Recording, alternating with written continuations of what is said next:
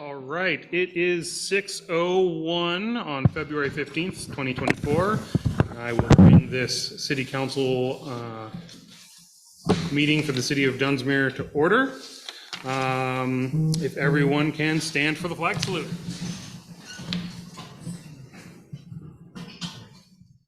I pledge allegiance to the flag of the United States of America, and to the republic for which it stands, one nation, under God, indivisible, with liberty and justice for all. All right, with that, we'll move on to roll call. Councilman Keisler. Here. Councilman Deutsch. Here. Councilwoman Lucchese. Here.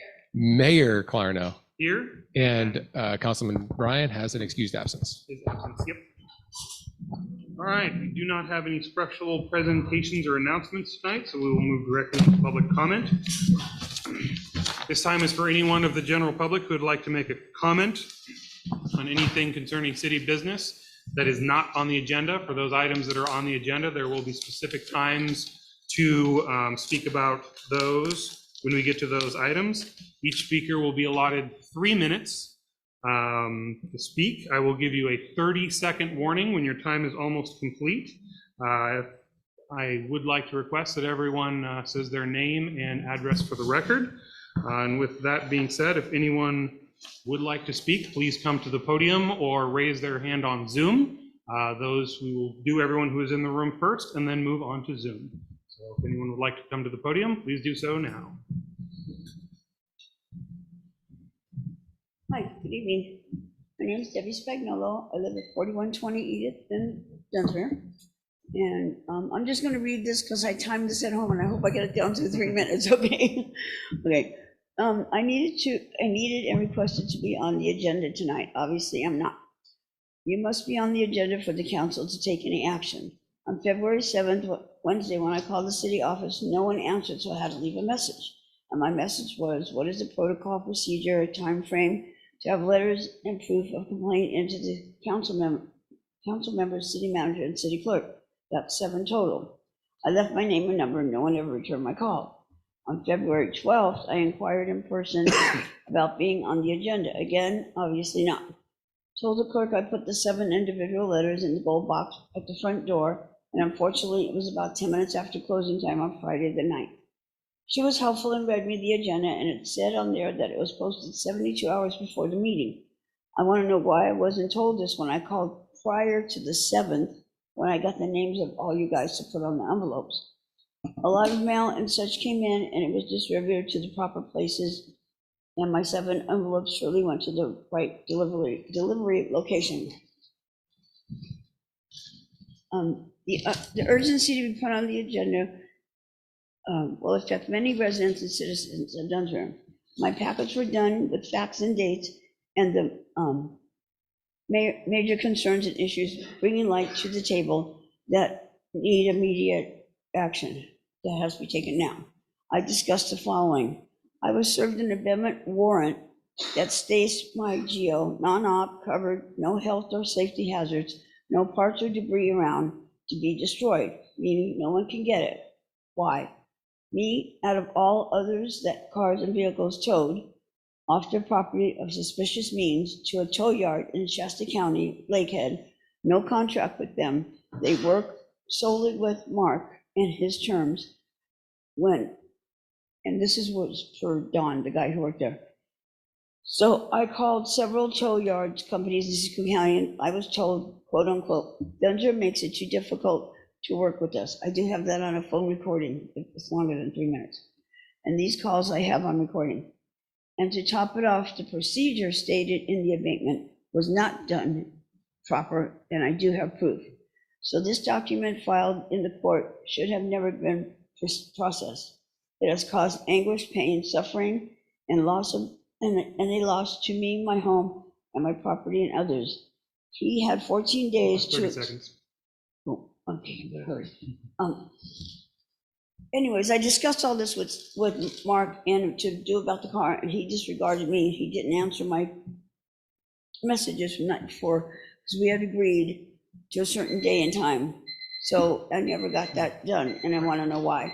Thank you very much for your Thank you very much for your abatement comment. stuff. Thank you. Is there anyone else present who would like to make a public comment this evening? Dennis Acton is the clerk. He is. Is it recorded? Are we being recorded? Just want to make sure that.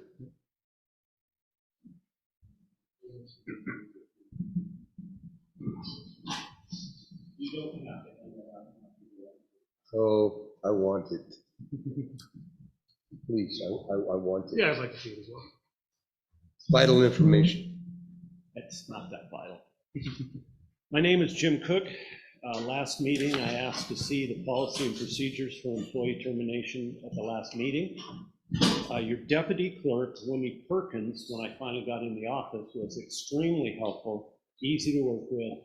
I just wanted to publicly acknowledge that she is very helpful and easy to get this information from.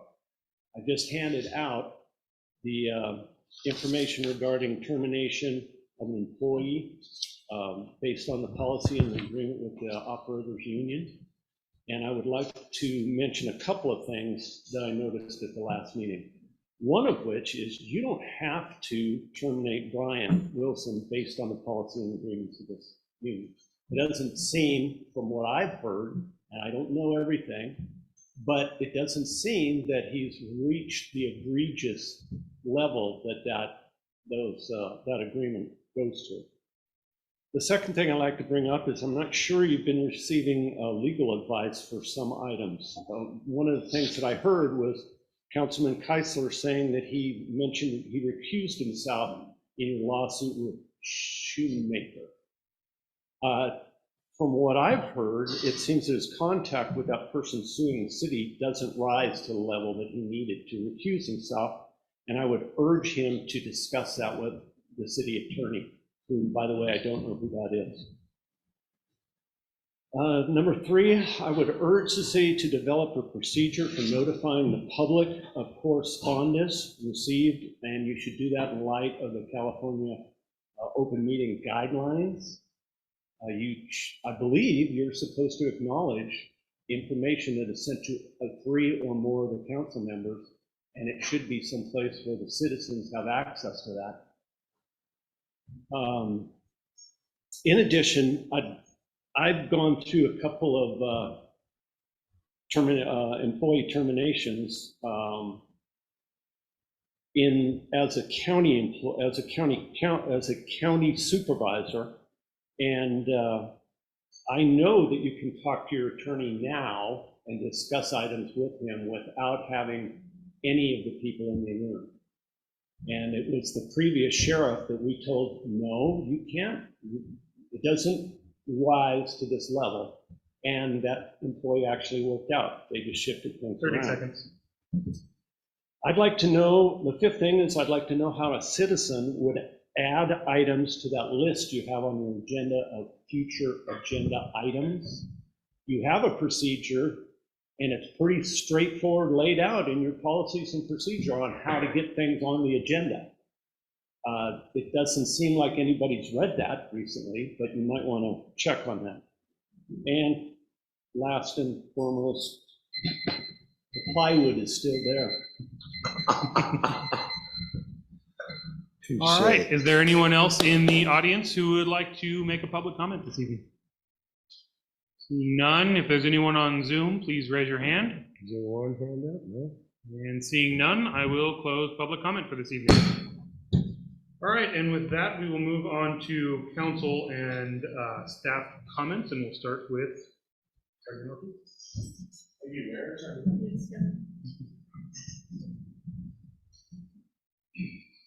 Okay, so I brought the Sheriff Maru with me today. I will first give the January 2024 contract report. 5,280 hours of patrol time for the 2023-2024 fiscal year. At this date, 3,779 hours have been completed. 50% of the year is complete. 72% of the hours. The month of January, we did 631 hours here in town, 181 calls for service and or self-initiated activity. There were 7 cases, there were 2 citations issued, and 1 misdemeanor and 1 felony arrest. There was 1 assault, 11 alarm calls. That was up substantially from last year at 3. They got a new business owner in town and they're working out the case in the alarm system.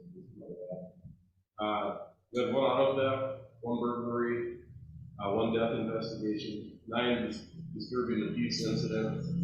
The deputies went out with 7 subjects, 8 vehicles, conducted 16 security checks, 37 school checks, investigated 3 traffic collisions, conducted 14 traffic stops, conducted 12 welfare checks.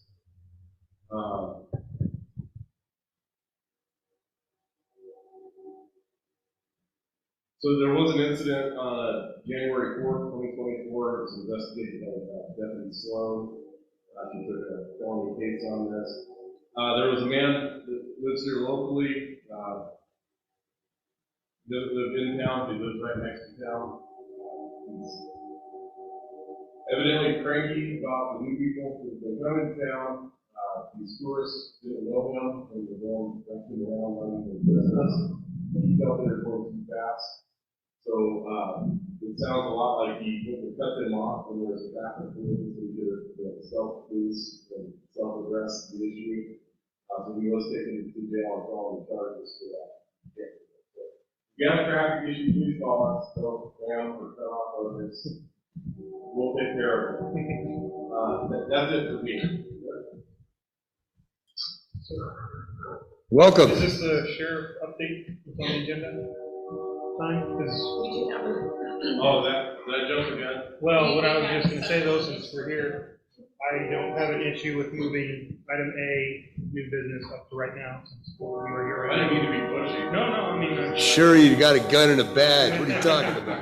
I'm just more thinking that since you're here, I don't want you guys to call out for anything, we might as well do that, so unless anyone wants to. No objection. All right, with that, I'm going to move item number 11A to right now, as it feels like an appropriate time. You're gonna speak nice and clear into that mic. Good job. I will be. Ortiz normally projects, but he was a little soft now. Oh, you're good. Yes, so I can see you from where I am. Oh, here, no, I'll just go, that's fine. I'll just move back a little bit. You're good. I'm here, okay. Well, thank you, Mayor Clarno and council and those that are in the audience or online. Been a while since you've been in this room. It's been a while. We miss you. It's good to see all of you. Dunsmuir is our favorite contract. I live here, and I always say that, but it means a lot to us that we have a good partnership. And Sergeant Ortiz does an excellent job down here. I see all the nodding, which is good for you. But you know, we're always looking to grow and improve, and we appreciate feedback, no matter if it's constructive criticism or just good ideas. So we do welcome those, and we talk a lot about our hours. You know, we've met in the past. What we would like to see in the future is growth, but involving more things, more activities, more community engagement.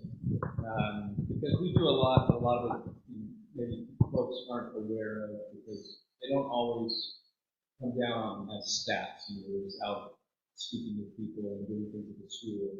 But we want to work on that. We want to capture the things that the city feels is important, both the council, city administration, of course, and then the community.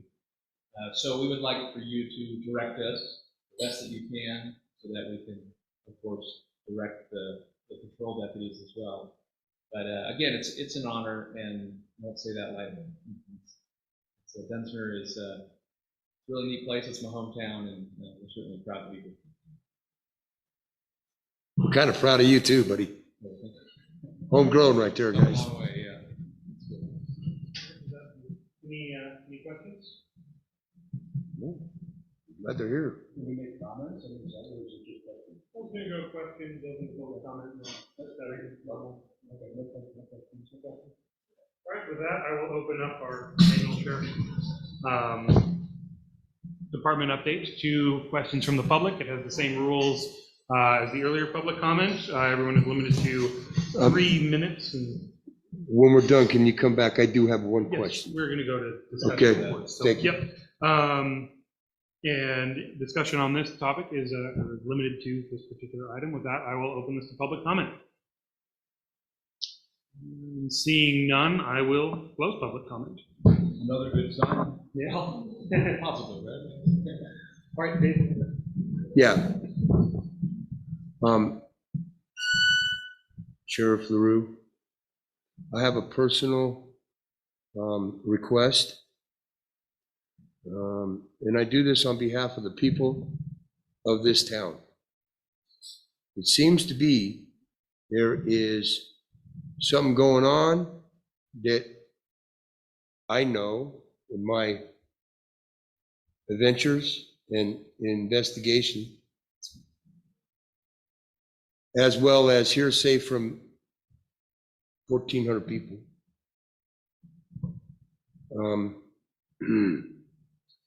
Our city manager feels it necessary to direct our code enforcement officer, who feels it that he wants to do it rather than use our own resources in Siskiyou County. Somewhere there's a law that says that you cannot tow a car more than 10 miles so that you don't incur more hardship on that person of your community. I can't find it. Personal request. Could you find that vehicle code so that we can enlighten our city manager? You cannot tow a vehicle to Shasta County 31 miles away. So can I Give- interject here for 1 second? Or we're just, I do have some, can you answer my question? well, this is one thing I'm going to say here. Hopefully that's fixed soon. It's not far enough along. He got a badge and a gun. I've been waiting too long on this dude. I'm asking in front of everybody. Can Sheriff LaRue give me a question? Can he legally tow a car and give our money to Siskiyou County, as well as, we got a tow yard right here. Why are we going 31 miles to Shasta County? I happen to be one of these victims. It ain't cool. 31 miles to go down there to get your car back. And if it give takes money time- to another If county. it takes time to research the question, it's not necessarily an agendized item, so there might need to be some research going on and things like that. So if you could come back to us So with the no need to answer, answer right now at all. Get it over. I'm asking if you could find out an answer. Yes, I will. Thank you, sir. I really appreciate that. I asked the cop. I'm tired of this guy. Sir, I really appreciate what you were talking about, engaging with citizens, not being in the process of revitalizing the neighborhood watch program that we've put in place. I know that in the past, for the 3 years before COVID, I would be here in the council chambers with the other sergeant was at the time, and we had a few people coming in. That turned out not to be productive, just to make sure of that kind of thing. But utilizing the latest technology and then also utilizing the concept of what we can learn over COVID having the streaming, looking forward to opening that up and with the idea of using streaming to be able to do that.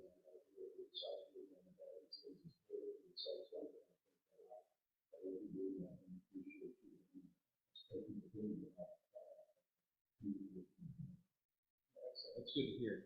Neighborhood watch can be very helpful if it's run correctly, right? When you have the right people in place. And I just will add just a little piece to that. What we will be doing this soon is we could call them listening sessions. We can say it that way, town hall, if you will. But we really want to hear from the public more frequently and try to set ourselves up for getting feedback. Again, constructive criticism, whatever, we need to hear, and sometimes people don't always speak their mind, but we want to kind of jot these things down, not only in benefit, but for ourselves. I think that'll help too, with just hearing from people, and maybe being able to discuss things, or just to get information. People have a lot of questions, and with the changes in law, that could be questionable or confusing. even to us, it'd be good to hear if people have some of those, questions about towing or whatever it may be. I think that those opportunities.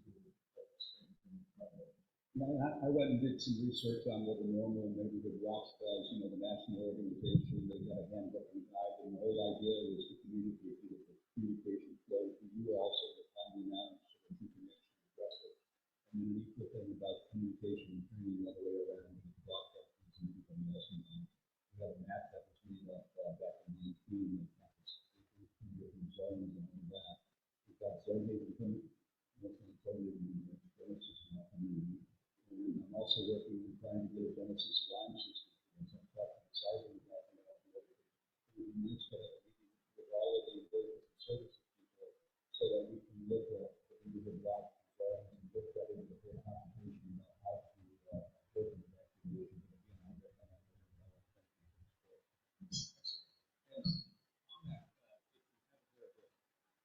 county is switching over to it's sort of a comprehensive program about evacuation. And hopefully.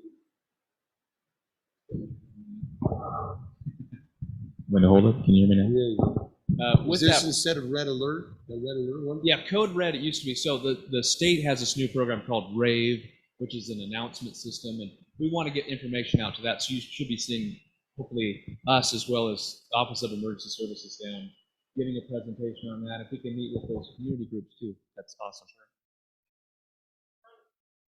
Great.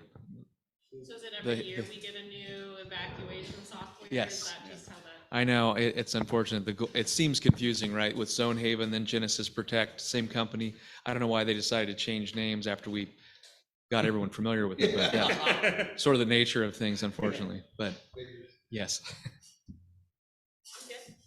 Awesome. You know, I've got two things I'd like to say here. First off, since Councilmember Bryant isn't here today, and I know you want to ask this question, I know we're on an extension this year with the contract. What's the status on next year and having the contract developed? So I can actually answer that. We had been meeting with Sheriff LaRue with the Sheriff's Contract Ad Hoc Committee. We had to reschedule one of our meetings due to something that had occurred in Mount Shasta. And we just have yet to reschedule that with the holidays. And then we did get an extension language, and we had sent that over to John Kenny, and I have not checked in since we sent that to him. So I made a note already to check back in with him about where we're at with that extension language. Cool. Yeah, I've been worried about that. Whenever it comes, it's going to be one of those increases, so. I think the extension was the same. Yeah, same for the extension. Okay, I thought you were talking about the extension was the same, but I think our conversation has been looking at, as Sheriff LaRue has stated, looking at the services that are being provided, making sure that the sheriffs are providing the exact services that we want, and then talking about what those increases in pay look like. And I don't know if there's been an update yet if the county is going to be accepting multi-year contracts, or if they're going to want the 1 year at a time, which is not our preference. Right. Well, I'll say to that, work in progress on that. Hopefully we can have multi-year and kind of fine tune it for you. That's the goal. We're still in those discussions. Yeah, that was the other thing that had changed, is that the county auditor and finance office has a new policy that they will not enter into multi-year contracts. Interesting. Which is the preference for us because it helps with budgeting and anticipating any increases. And so we're working on that aspect because we would like to not have to do it every year and we have those unexpected increases. From the county standpoint, I assume that with inflation jumping up and down, they need to be able to be more flexible, right? To be able to handle month to month or year to year, I mean. I'm not really sure what the impetus is, because typically with those contracts that you can program in a cost of living adjustment or an inflation adjustment just automatically with a cap similar to what we've done with the union negotiations. I'm not really quite sure what the impetus is into doing single year contracts into a multi-year. So I don't know if you know. Not enough to speak for the auditor, but I will say that I mean, the finance piece, I think my hope is if it's written in a way that allows for the flexibility going forward, I think that'll clear it up. It's just sometimes things change, especially with salary and benefits and how they jump all over the place. As long as we have a formula, I think, to capture that, it won't, I guess, pin us to something year by year. if that makes sense. A As little more long as we can flexibility. dance, let them figure out what you. That's right. Yeah, Right? I agree with that. Right on. We will still be here as the paperwork is figured out. Yeah, I understand your situation. It's life. So Yes. I'm not complaining at all. I'm just Correct. saying that's what's driving the other side, right? Flexibility. Correct. Yes. Then my other thing is I'd just like to compliment Sergeant Ortiz and everything he's been doing in this town. Yeah, He's All yeah. right. you can give them a raise. Okay. There you go. Hear that? Yeah, I did. Okay. It's not on the agenda though, so can't vote on it. Yeah. And thank you for coming to this. Yes. Thank you for having me. I appreciate that. Thank you. Yeah. It's always nice to have you here, Gemma. Thank you. All right. And, Making your papa proud every day. Yeah. Yes. Same. Back in the flag. And with that, we will circle back around to item number 5 and move on to Thanks. Blake. Yeah. Okay, I'm going to try and use this mic for a little bit too. I think this one is the one that's a little wishy-washy, so I'm going to see. Want this back? But, well, I'll see, just leave it there for now. It's time to play. Okay, I don't have any great comments aside from I feel like we're all doing really well. Staff's working hard. I do want to mention though, yes.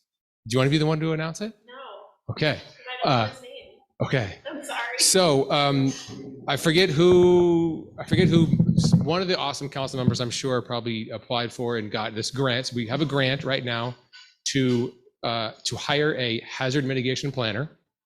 So we went out, searched, we got some great applications, and one of them came back. Michael, unbelievable. My smartwatch rebelled. I apologize for that. No. Somehow it got into the music control thing. So we have a very, very qualified person sitting in the audience right now. So Stephen Decatur, if you want to give a little wave or something like that, do a little. I won't put him on the spot or anything like that unless you all want to.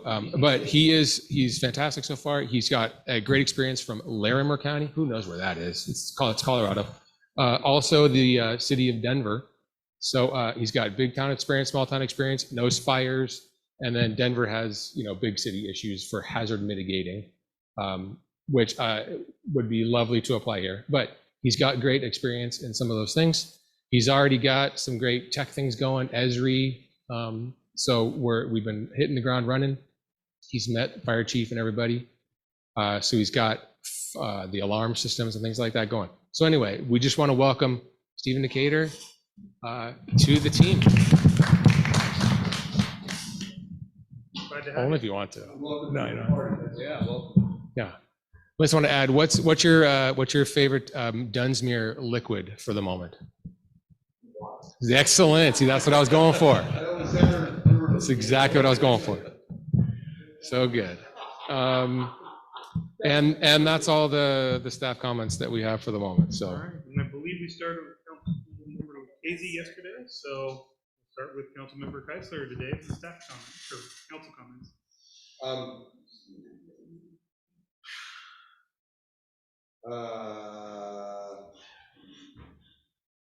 Once again, the annual golf tournament's coming up for the Rotary.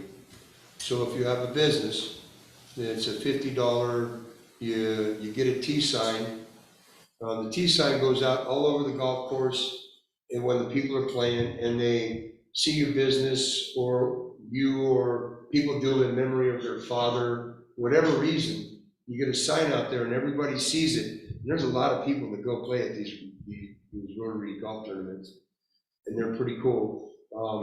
But what's really cool about it is every dollar that they do from this golf tournament goes to our elementary backpack program.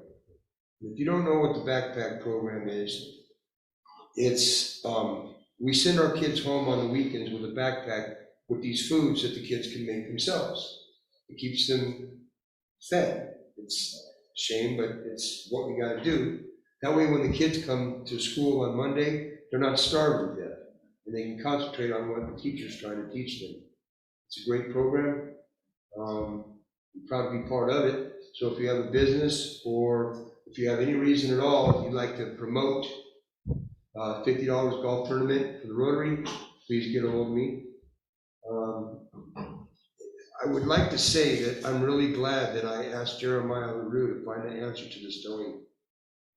I hope to God that we can resolve this because it's just not right. That's all I got. Thank you. Councilmember Lucchese. So just an update on the rail yard project. As I stated at the last meeting, we're in winter operations, which is basically maintaining the testing standards for groundwater and surface water at the north rail yard, the south rail yard, which has the stockpile of the contaminated soil. Right now, they're just making sure that all of the best management practices are being followed to make sure none of that soil gets back into the river. After we clean the oil out of it, you don't want to go back in. And they're transporting most of that offsite on several trains a day, going in and out of that south rail yard to make sure that's shipped out. I believe it's going out to Nevada for further cleaning. For those of you who don't know, Union Pacific has been dumping oil into the Sacramento River for the last couple hundred years, and EPA is now requiring them to clean it. And then pretty much for next week, they're going to be finishing those habitat boulders and hopefully placing some of those into the coastal line restoration or the shoreline restoration project. And then pretty much everything that you're seeing on site is just managing the testing, making sure that nothing else is getting into the water during high water levels and just keeping it going. No estimation on when they'll resume yet. It's just all weather dependent. And so right now they're hoping to have an earlier season so they can be done with the project at the end of this summer. But again, with the rain and the snow, we're not really quite sure when that'll commence. Thank you. This is a good time, I guess, to give an update on the status of where we are with the alarm system that I've been working on getting. Basically, I had been working along with the Disaster Prepared Advisory Committee to get an alarm system, one of the ones where they talk, and this is Genesis and once upon a time Zone Haven and all that. But I actually got to the point where I had them do an analysis, and they've come up with a number of towers that they would need. So that's some information I'd like to talk to the new member of the team with down the line. And on the other hand, I had a really good meeting, I think, with members of the event leader group in the chamber. I was with the mayor here, and I just want to bring it up because this is an opportunity where, because of the leadership at the chamber, that there is training taking place for the event organizers so that they understand when the different permits are due and how to write them and do all of that. So once again, there's a sense of leadership there, and I just want to commend it. Thank you. Wait, excuse me, Mr. Mayor. Mm-hmm. Bruce, I'd like you to, the thing you got going on the 420, you want to tell them about it one more time? Okay, sure, thank you. I'll just make this very brief. On April 20th of this year at the community center from 9:30 to 2:30, there will be a community event. It's called Building Dunsmuir's Future, Vision to Action, which means we want to bring people together in the morning and fill up the community center. There will be teams of people and stories and working together to get to know each other, looking back at the past, then looking at what values you want to keep in the city as we go forward, then actually sitting together with your teammates and at the table and coming up with all the different assets you can think of, people, places, things, ideas, water. And then after that, after a catered lunch, there would be a afternoon for those who are still interested in sticking around, which would be how do we work on a program to actually take these ideas, this vision, if you will, that one member of our community constantly asks for, and make it real, follow it up. And one of the good news is that throughout this whole process, we were able to get all of the materials that Aetna back in 2018 used to put this together. So according to Corey Hayden, who manages community development and all these things at the Economic Development Council, I shared where we were. We have a guide for the team that's already working. We've had 2 meetings. We're working and have another meeting Monday. And she said with an exclamation point, you are way on track for where they were in Aetna. So this is something that I'm looking forward to, a chance to re-energize the city, bring us together and kind of get a new energy in there. And then at the same time, we'll have our next volunteer fair, the 2nd annual volunteer fair on May 19th, Saturday, May 19th, from 2 to 4 in the afternoon. Thanks for reminding me, Dave. Booyah, good job. I would just like to encourage everyone to come to the March 7th council meeting. Cosmont will be here for a presentation on our downtown economic revitalization. I think it'll be really interesting, really informative. So I highly encourage everyone to attend that meeting. All right, and with that, we will move on to committee reports. I know the Finance Committee had a meeting. Did anyone else? No. No? All right. I'll just kind of be brief here over what we went over in Finance Committee. So as everyone can probably recall, we had a little bit of turbulence this year with the community promotions funding. So Finance Committee, after, with direction from the council at the time, started looking into ways that we could modernize that program, streamline it a little bit, and just make it better or easier for the applicants to Apply. apply. We had a few ideas that we're all thinking over and going to bring back to a future Finance Committee meeting before potentially bringing it back to council. The main idea that we had is potentially moving the program into a more set dollar amount grant, i.e. you apply for a $5,000 grant or a $2,000 grant. And then that way, based on the budget, we know how many grants we're going to be giving out that year at those specific dollar amounts. And it's not just everyone coming in, I need this much, I need that much. So instead, it's more project-based. You can come in, ask for X amount. And we just felt that that might be a good way to alleviate some of the stress that program's had the last couple of years. And by putting in a couple different grants at a couple different levels, yeah, we could More manageable. serve the needs of everyone in the town, and we won't get into situations like occurred last year. So, I would have to concur with that. yeah. So that's just the main idea, and things may change after the next meeting or two, but I just wanted to keep everyone kind of apprised of what direction we're kind of looking at right now. Good job with that. That's good. Obviously, any finalized changes will come to council for approval. Well, yeah, but that's good working on it. That's a good way to be going with it. Anything else you want to add about the Finance Committee, Blake? Well, go ahead. Nope. I just wanted to bring up, I know that when you talk community promotion right now, you have the kind of concept that the new hotspot system is kind of putting a strain in that. And one of the things that I really wanted to look at right from the beginning, and I haven't heard any motion on, is I believe that with the landing page that'll go along with that, we should be able to get advertisements on there for some restaurants and things like that.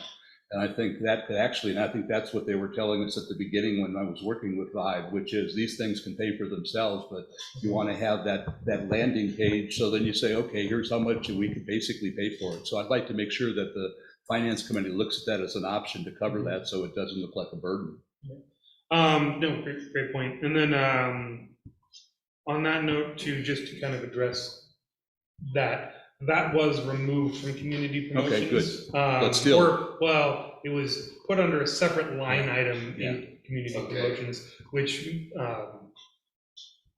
we're kind of looking at it if that needs to happen with a couple other of the legacy items or legacy members of community promotions. Sure, yeah. So that way, and whether or not those should stay in community promotions, move to budgeted items, or not, we're just kind of trying to rethink the entire program to people who have been getting money for years can continue to get that money, but we can better address the needs of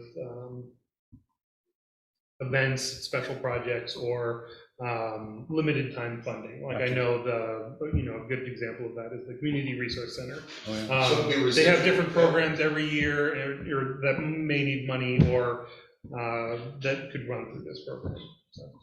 So it might be residual every year, they just have their allotment. Potentially, that's a So, potential. point of order, the item's not on the agenda for discussion and action, so I just ask that we keep the report brief so we can get to our action items today. Fair enough, but yeah, expect a more detailed thing to be on the agenda at some point in the next couple months. All right. Any other committees? Nope. All right. With that, we will move on to the approval of the minutes from February 1st, 2024. I make a motion to approve the minutes. Second. All right, it has been moved and seconded. All in favor? Aye. Aye. Passes. Consent agenda, which today consists of one item. I make a motion to adopt the consent agenda. Second. All right, that is approved. We have no public hearings tonight, so with that, we will move on to item. Call the vote. Call the vote. All those in favor? Aye. Consent agenda. Aye. All right, Thank you. with that, we will move on to item number 10, old business. Item number A is accept, and that should be finalized, done, or, yeah, You can accept and final. accept and final. Dunsmuir active transportation. Accept final Dunsmuir transportation. Accept and final. Did I just get an and? So, Yeah, accept and Regardless final. of the grammar, That's what we want to we're do. We want to gonna- accept and final it, Yep. or finalize. Either one is perfectly all fine. right, and Blake? Thank you so much. So Juliana, I just want to say, was instrumental in obtaining this grant. It was a grant to develop an active transportation planning plan. Yes, I think kudos are definitely involved. I also think big kudos are to Deanna, who's on the call, and Joe, who was on the call. So I had a wonderful presentation prepared, but Deanna came in and swooped in and just blew my presentation out of the water. And so I'm being facetious there. I did not prepare anything. But Deanna and Joe did. They are wonderful. So Deanna is with CivicWell. Joe is with KTUA. So they are the ones that actually did everything. They did an immense amount of public engagement. They did a wonderful job. We really, as staff members, really appreciated everything that they did. And so they do have a presentation now that Deanna will start sharing whenever she would like. And I'll just turn it over to them. With that, this is going to be a presentation on TV. Yeah. We apologize. We don't have a second TV yet, so if you guys want to. Before the presentation starts, I'm going to give a 1-minute little opportunity for everyone who would like to view the presentation to orderly charge your chairs so that way you can, or move chairs to watch this. We'll just do a little 1-minute little thing while they get set up. So. Because I could put it on my laptop here and turn that around if everybody I can just see. hope it doesn't show up Or on a if they- funny video show on TV. Yeah, so Deanna, are you able to share yet? Actually, I can. I don't have permissions.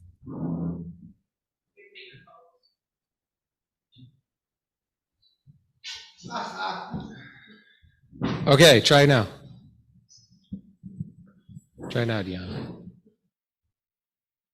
There we go. Okay, can everybody see the screen? Yes, ma'am. Wonderful. Well, thank you so much. Good evening. Thank you so much for having us here today. As Blake has already mentioned, my name is Diana Vasconcelos. I'm with CivicWell, and I have my colleague Joe here. Joe, will you like to unmute? Introduce yourself. Yes, good evening, everyone. My name is Joe Punsalan with KTUA, and we were fortunate and privileged to really work with the city of Dunsmuir and CivicWell on this project. Thank you, Joe. So today we'll be providing an update on the Dunsmuir Active Transportation Plan. We'll be providing an overview as well as the purpose and the goals for this whole effort. We'll walk you through the project process and through the proposed projects and recommendations and finalize with some next steps. So without further ado, as Blake has mentioned, this project goal was to develop an active transportation. This whole effort was funded by a Caltrans Sustainable Communities grant that was awarded to City of Dunsmuir in partnership with CivicWell, and through a competitive procurement process for a technical consultant, we partnered with KTUA, who were in charge of preparing the active transportation plan that we'll be presenting. So one of the main goals of this effort was to really evaluate the critical issues across the city, and truly engage with Dunsmuir residents to identify and prioritize these critical walking and bicycle projects.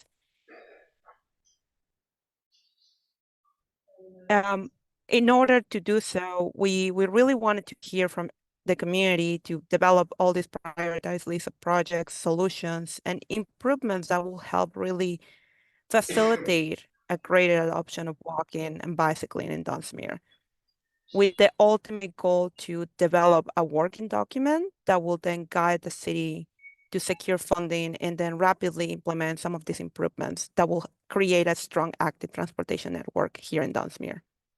So the project kicked off in November 2022 with the existing conditions analysis phase.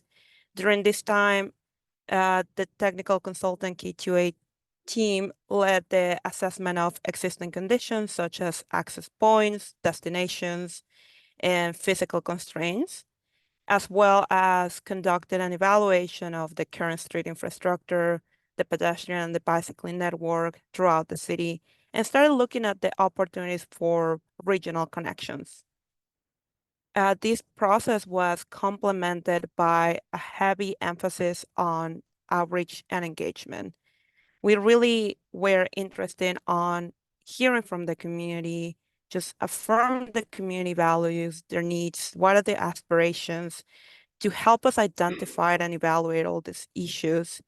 And with all that information, then take it to develop a prioritized list of projects and solutions that will address those challenges and concerns for pedestrians and bicyclists.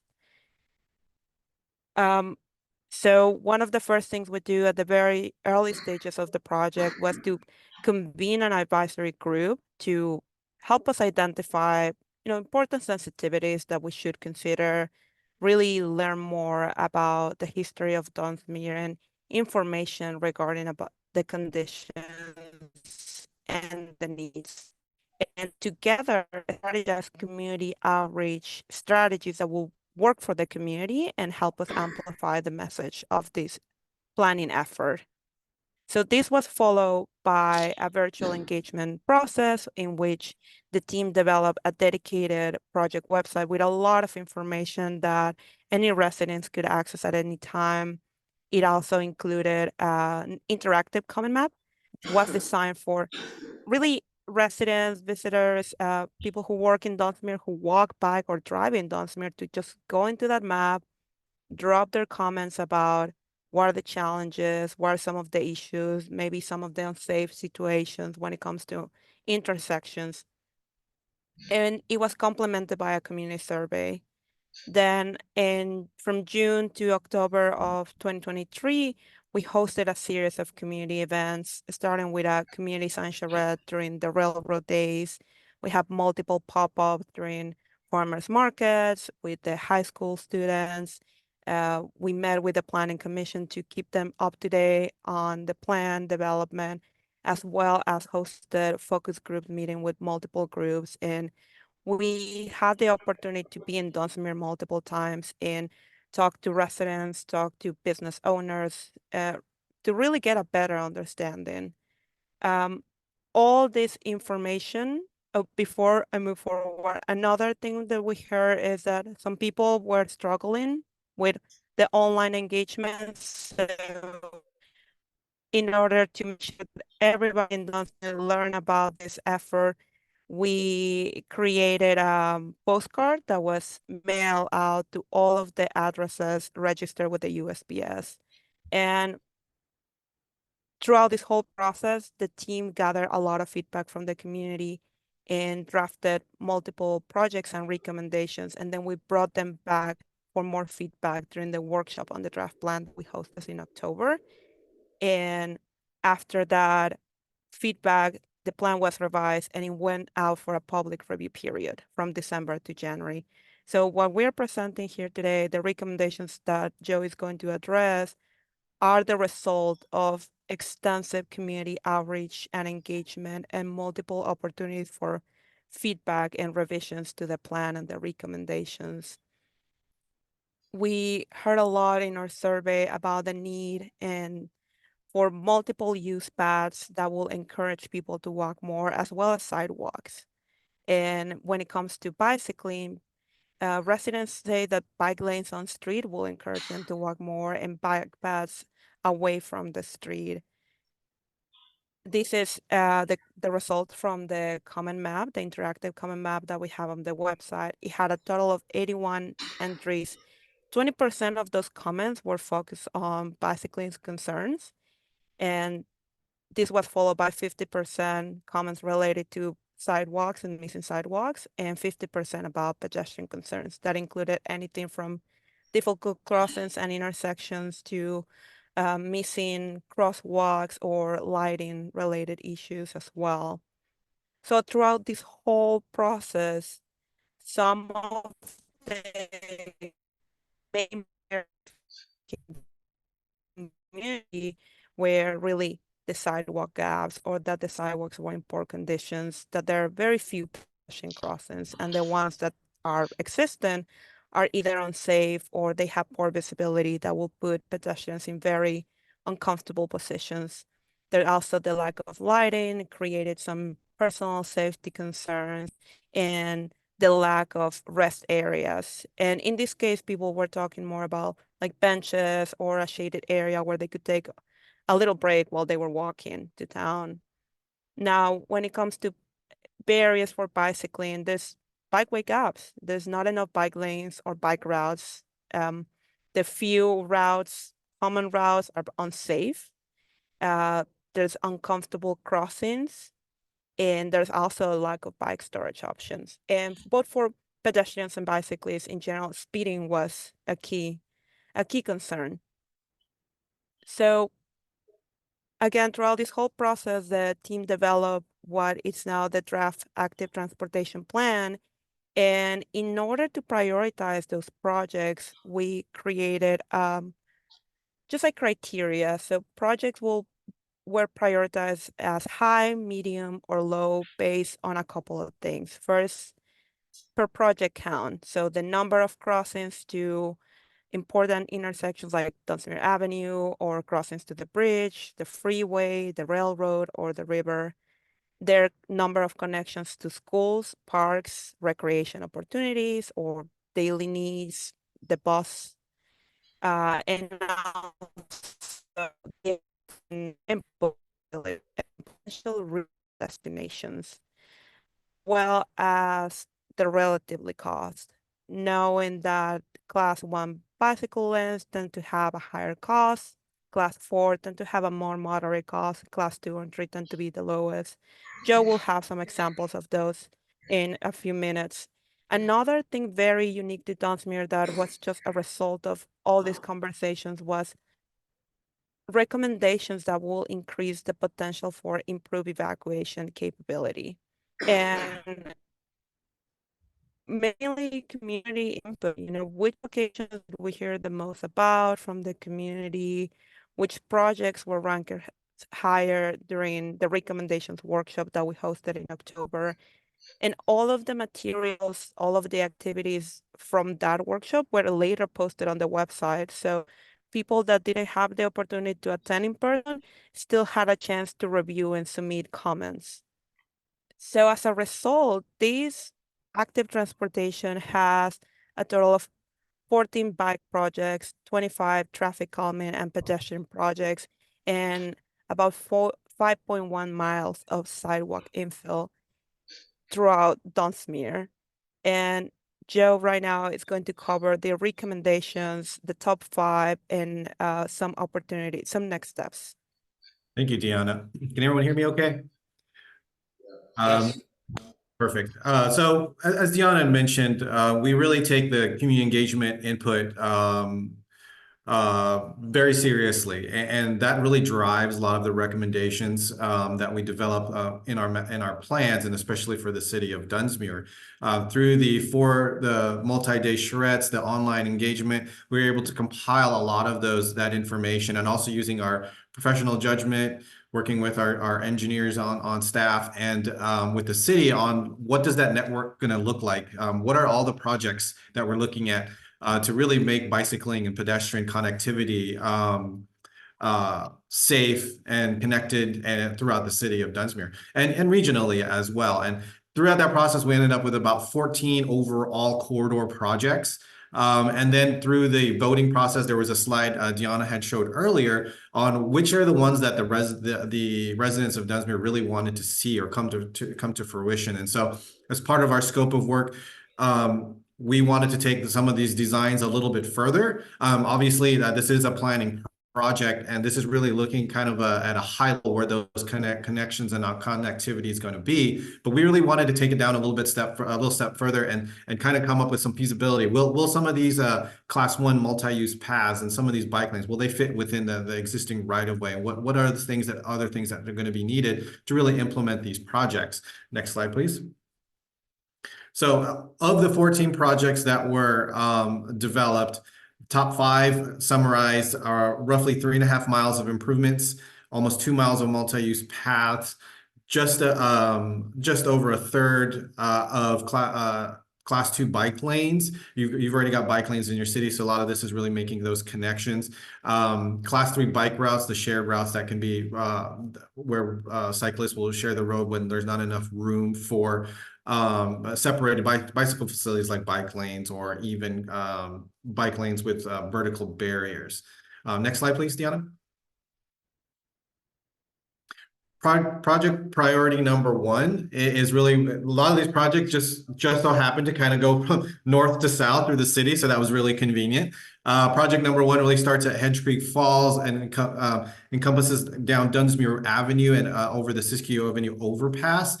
This is really looking at a connection through the Hedge Creek Falls trailhead and into City Park. Looking at multi-use path along this stretch wherever it was feasible, where we looked at to see where we could fit a multi-use path, where we couldn't, and where we can fit something just below a multi-use path would be a bike lane. So wherever we could fit bike lanes. And then where we just wasn't enough room, we're looking at class 3 bike route with some shared lane markings, as you see here on the photo.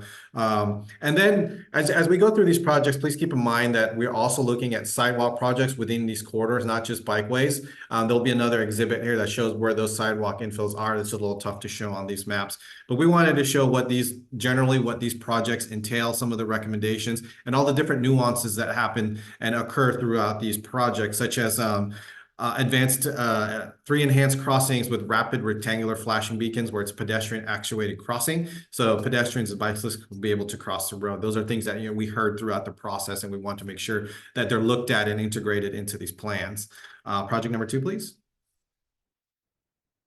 This is a continuation of project 1, starting over at City Park and really going down and beneath the I-5 overpass over to the Florence Loop.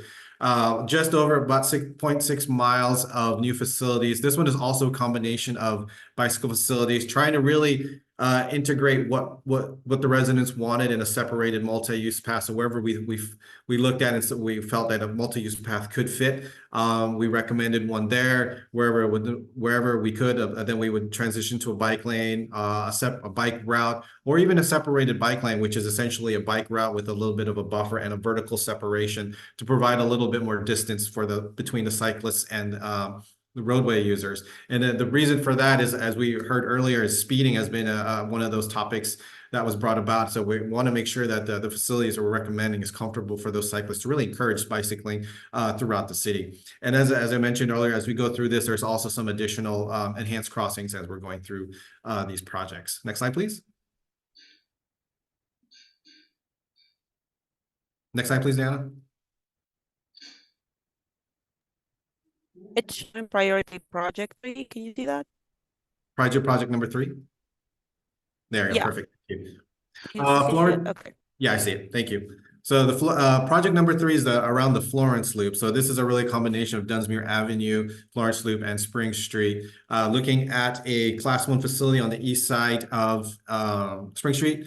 And then one of our concepts in the plan looks at potentially like a traffic circle, because this is kind of a skewed intersection. So there's some intricacies and trying to get bicycles and pedestrians and cars to kind of navigate through this area. So we had a kind of a small design of a potential traffic circle. Again, that's going to be needed for additional traffic studies and whatnot to really make that fit. But we wanted to at least bring those concepts here to really advance the plan and bring a higher level of thought into these projects. So it's a combination of your separated bike facilities, Class 3 routes, and also your Class 1 facilities to really navigate bicyclists and pedestrians that are traveling along Dunsmuir Avenue.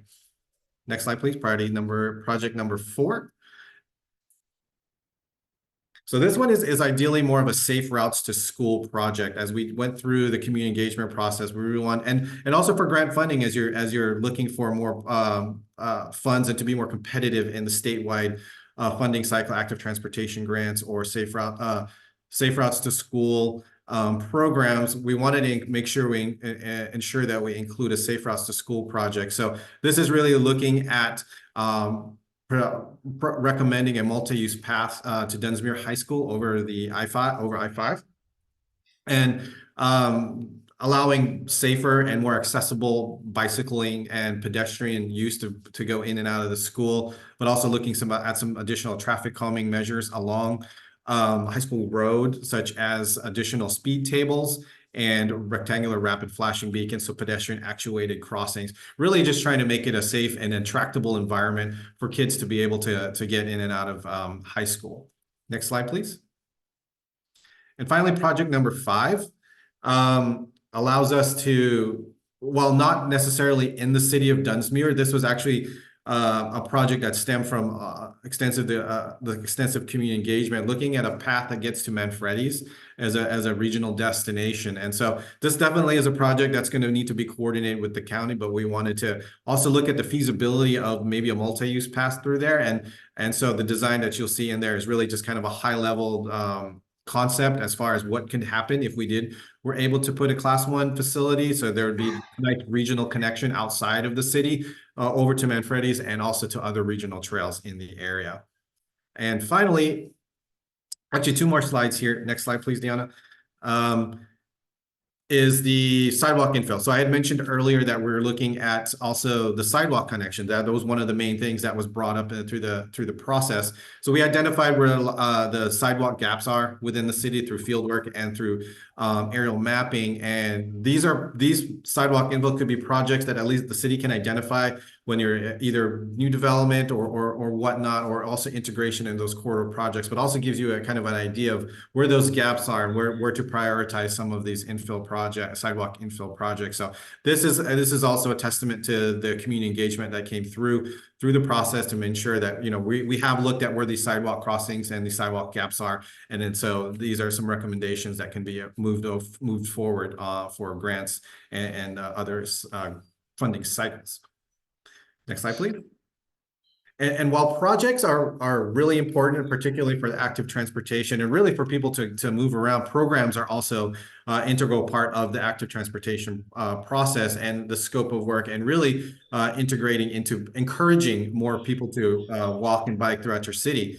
So we based our recommendations on kind of national and state best practices on the 6 E's, which are encouragement, education, engineering, evaluation, equity, and enforcement.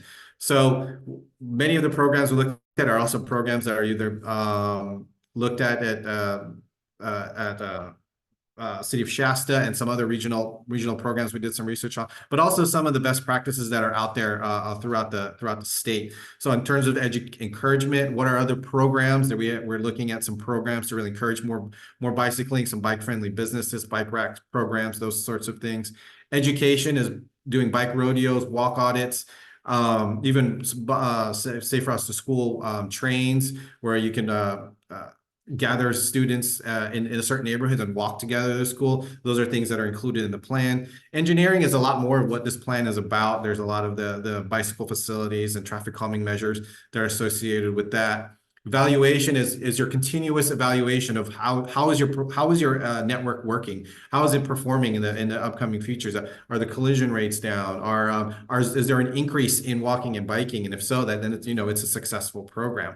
And then equity, making sure those that that don't have access to or limited access to other forms of transportation are able to take advantage of these bike facilities and pedestrian facilities to be mobile throughout the city. And then enforcement is working with your sheriff's department to enforce bike laws, vehicular laws throughout the city, and then being aware of the different programs that are out there for enforcing and increasing bicycle and pedestrian safety. And then finally, really the next step really is this active transportation plan really is step 1 in really getting things completed, designed and implemented. There are a handful, actually more than a handful of state and federal programs out there that will look at ensuring that you have an active transportation plan, that you can then garner additional points and that you've gone through a community engagement process to really go after funds and apply for these funds. One of the ones that are coming up this year is expected to open in February. I believe there might be due in the summertime, is the Safe Streets for All, Roads for All, SS4A. That's one is a national one. So that's really competitive on a national level, but a lot of communities and cities in California have been successful in getting those grants. Also, the STEP program, the Sustainable Transportation Equity Program, around middle of the year. That's another program that the city can apply for. The most popular one, but also one of the most competitive one, is the Active Transportation Program, which really is really catered to this type of planning effort. Unfortunately, the typical last year, the last one cycle ago, there was almost $1 billion worth of funding in order to implement these projects. This year, it's down to 568, so it has gone down, and it's even more competitive. But the amount of community engagement that's been done for the city is really unique, and it will provide the city of Dunsmuir a little kind of a leg up in terms of those criteria that they're looking for the program. So, like I mentioned, this is a high-level planning project where we're able to compile and develop some recommendations based on community engagement, a lot of community support, but also get to the level of some conceptual designs that are going to help with future grant programming and processes. So I believe with that, that might be our final slide. Correct, Danielle? Yeah, there we go.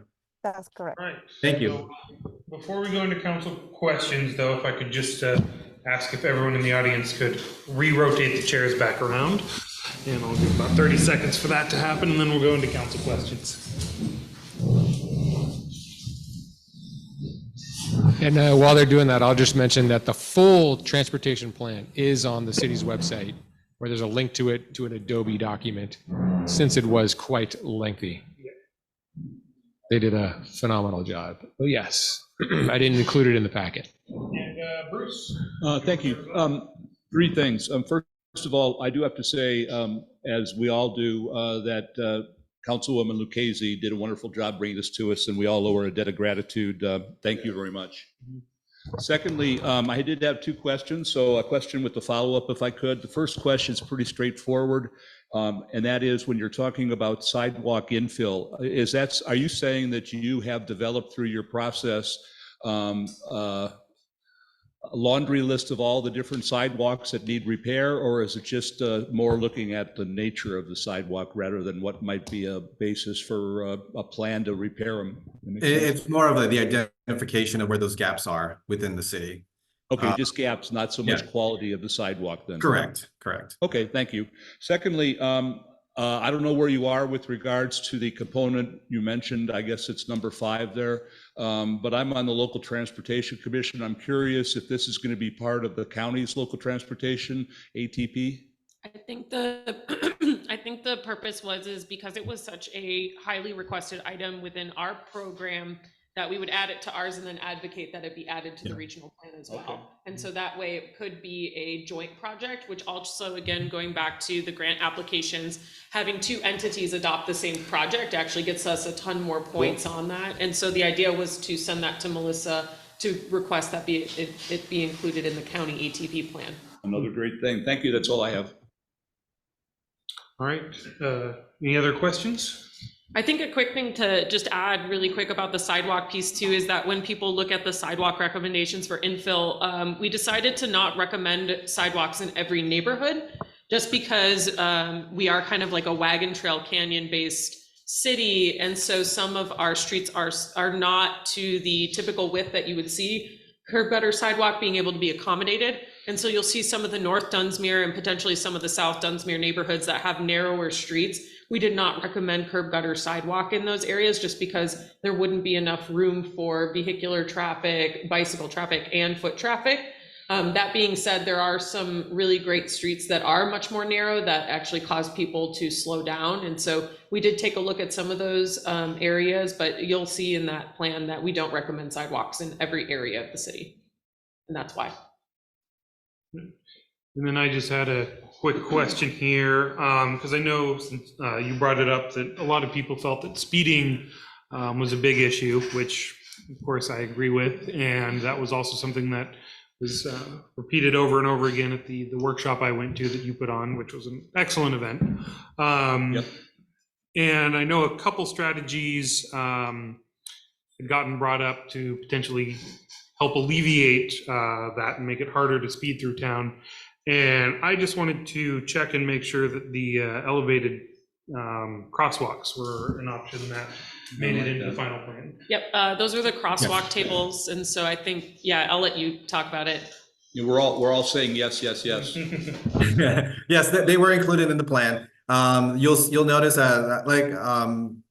they're called the speed tables, the raised crosswalk or the speed tables. Yes, particularly in the high school, we recommended a few there. There'll still be, as you go into further design, there'll be a more accurate placement of those, but we want to make sure they're in the plan. So as whoever the next consultant or city staff that's going to be working on it has already seen that, hey, they've looked at it and it's a recommendation that council and the residents want. So let's ensure that it's still part of the concept as it moves forward. But yes, we do have those scattered throughout these priority projects.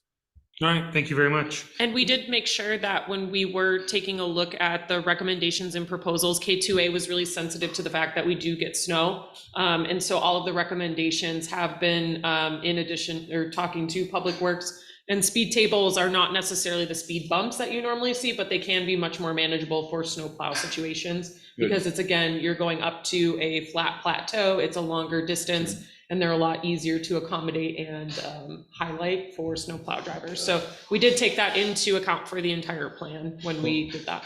Cool. All right, any other questions before we go to public comment? No. All right, with that, I will open this item up to public comment. Any member of the public who would like to speak for up to 3 minutes on this item may approach the podium or raise their hand on Zoom.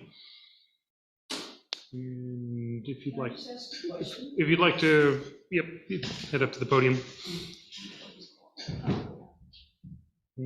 And just FYI, this isn't just to this topic. Yeah, just to this topic, and also it's not a back and forth. You can ask the question, okay. And if someone does have the answer after public comment is all over, then the answer will be provided. Okay. So I'm not familiar with the transportation. I remember getting a thing in the mail to put your, input in and whatever. But traffic circles, those things are very expensive, and I've been around a few of them. They've got a lot of them south of Reading now in certain areas. When I was visiting my son in Washington, they had some. And to me, every time my personal experience with traffic circles, they are not safe and they're not productive and they cost a lot of money to put in. Where do we really need one here? I mean, I don't get it. I will, are you done with the public comment? Yeah. Okay. Once we get on to the council discussion, we'll bring that up. So, all right, is there any further public comment? And seeing none, I will close public comment on this item and move into discussion. And I would just like to quickly address the public comment that was just made. Basically, so the way this active transportation plan works is it's a series of what we need and ideas, and feel free to correct me if I'm wrong, but I believe that, say something like the traffic circle that was proposed over by Dollar General is where they were talking about, is just an idea. It's not something that is necessarily being planned or implemented, because as you said, that would be a significant alteration to the infrastructure in the area that would be expensive. And a lot of the low-hanging fruit, we'll just say, is what we're going to be going after. There's a lot of low-hanging fruit in this plan that'll take up a lot of the city's time and efforts for a long time. That being said, if a big grant came in to pay for it, we might look into it. But at the current time, I don't believe that is something that is being seriously considered or looked into. So on page 14 of the packets and within the plan itself, there's a series of project recommendations. And so there are 4 projects that are recommending mainly a modified intersection. And those are the 4 intersections where a roundabout is recommended. But again, it would have to be engineered, and it doesn't necessarily have to be a circle, but it just is a different type of calming mechanism. Okay. And if you have more to add, feel free to take it to me after the meeting, but unfortunately, the structure of public is closed.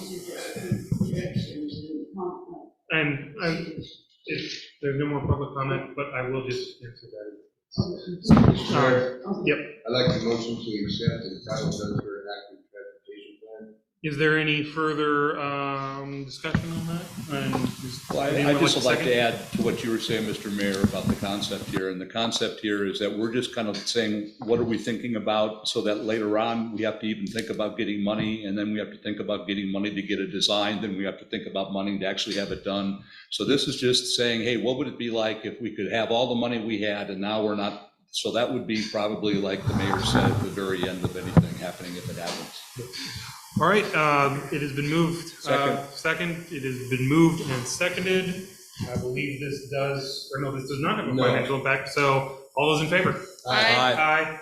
All right, passes unanimously. And I'd just like to say once again, thank you guys. Thank you for Thank you. all of your hard work, and Councilmember Katie, thank you for all of your hard work on this as It's well. all done. I'd like to also add that I was amazed and really pleased with the level of community effort you made. I mean, you're basically challenging everybody else that comes along to try and live up to your standards. So thanks for doing such a good job. It was very, It's been a pleasure working with you and your city. Dionna's a rock star. It's been wonderful, and we're very excited about this effort. And really, like we have said many times, the community is really at the core of all this. So big thank you to all the community members that were willing to participate in our events and come and talk to us and share their issues, their dreams and solutions for some of the things and recommendations that ended in the plan. Thank you. thank you. And please give a special shout out to Alex too. He did great. Certainly will. He's hanging out in Hawaii right now, so I'll make sure he gets that when he gets back. Thank you all. Thank you. Thank you, everyone. And with that, we will move on to item 10B, Moss Spray Springs Improvement Project Award Construction Bid. Yay. Wow, I'm so glad for your enthusiasm, but I'm about to crush it. We're not going to spend any money, So are we? No. Okay, so the project has been going on for a long time. It's been a long time coming. It's things that we have to do for the water system in a whole. So just some numbers real quick. It's grant funded. We have 2 grants for them. One through the IRWM, Integrated Regional Water Management, and the other one is straight through the Water Board. It's the Drought Resilience Program, and I forget the whole rest of the title of that. But essentially, in total, we have about $1.8 million. So Pace has been working on it for a long time. Dennis has been working on it for a long time. They have put countless hours into this to get to a place where we have a nice package to give out to contractors to bid on. Through a multitude of number of factors, the unique quality of the project itself, working in this beautiful springs and everything like that. And just a reminder, this is for the UV system, or is it for the spring improvement? Spring improvement, yeah. So springs improvement with an emergency chlorination aspect. And it is, of course, emergency chlorination. We are not chlorinating the water. So all this work's been going on and doing well. The project went out to bid. Contractors, a little hesitant, came back. So it came higher than bid. So whereas we really wanted to get it in front of you guys today so that we could get it approved and move forward, there's permitting processes and things like that. We have to take a step back based off of funding. So I will say there's some reserves in the water fund, but it is not staff's recommendation to try and dip into those reserves right now to try and push this project forward. So some of the tasks that we are currently doing right now is Pace is going back, looking at base bid aspect, secondary. So you have like these tack on projects you can kind of do. So the recommendation right now is to, essentially do nothing right now, but we wanted it. Yeah, we did want to bring it before you just to give this update that we are still working tirelessly on this project. And we do have the grant funding. We're going to move forward with it. The project is essential for the water system. But for the time being, there's no actual. Staff recommendation. I have a question, and we have to go to public comment. Yeah. Have we talked to DWR and IRWIM about potential additional funds due to the change in bid cost? I mean, we haven't specifically reached out to them. The one thought is to go to like the other entities that have funding through IRWIM and saying, hey, can you do your projects? No, great. Let's all focus on one project. Because my knowledge with IRWIM is, I think that funding is gone now. The other, the drought resilience one, It's pretty much maybe. extended. So I would leave it to your expertise as well to trust that. There's one slight bit of potential CDBG type program that does allow for public projects, but we're kind of looking into it.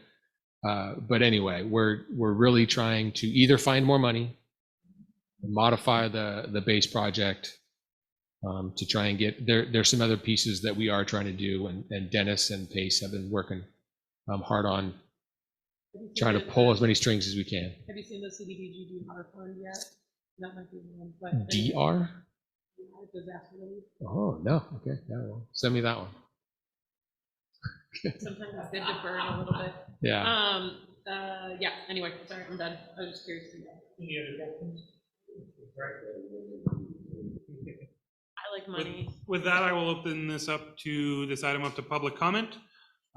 Same rules, 3 minutes. If anyone would like to come up, please come up. If anyone would like to comment on Zoom, please raise your hand. I think you should warn people not to rush to the podium. Yeah. And seeing no one, I will close public comment on this item. All right, Dave. I motion to table due to staff recommendation. I'll second.